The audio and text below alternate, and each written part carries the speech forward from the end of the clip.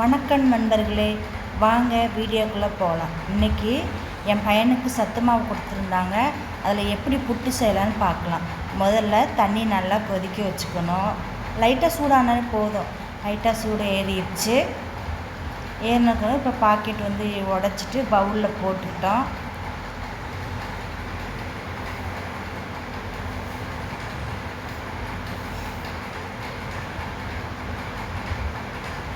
இப்போ சுடுதண்ணி ஊற்றி நல்லா பிணைஞ்சிக்கணும் ஃப்ரெண்ட்.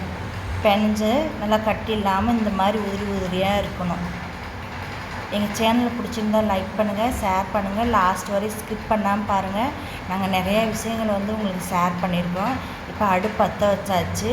அடுப்பு பற்ற வச்சுட்டு இட்லி பானையில் தண்ணி ஊற்றிட்டு அது நல்லா கொதிச்ச ஒருபாடு நான் இட்லி மூடியில் துணியை விரித்து போட்டு அதை எடுத்து வச்சுருக்கேன். நல்லா தண்ணி கொதிச்சிருச்சு.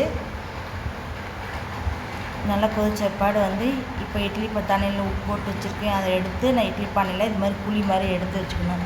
அப்போ தான் உள்ளே கை பிடிச்சி தூக்கிறதுக்கு ஈஸியாக இருக்கும். இப்போ மூடி ஒரு 10 நிமிஷம் நல்லா வேகட்டும் ஃப்ரெண்ட். வெந்தால் தான் நல்லா சத்து மாவு நல்லா இருக்கும். நல்லா வெந்துருச்சான்னு நசுக்கி பாருங்கள்.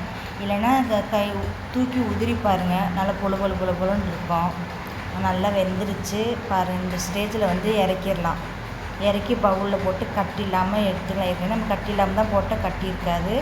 தேவைன்னா தேங்காய் திருவி வச்சுருக்கேன். தேங்காய் நல்லா போட்டு நல்லா மிக்ஸ் பண்ணிக்கணும். எங்கள் சேனலுக்கு சப்போர்ட் பண்ணுங்கள். நல்லா மிக்ஸ் பண்ணியாச்சு. மிக்ஸ் பண்ணிட்டு இப்போ சர்க்கரை ஆட் பண்ணிவிட்டு சர்க்கரை ஆட் பண்ணியாச்சு. நல்லா கிளறிட்டு ஒரு பவுலில் எடுத்து வச்சுட்டு ஈவினிங் ஸ்நாக்ஸ்க்கு ரெடி.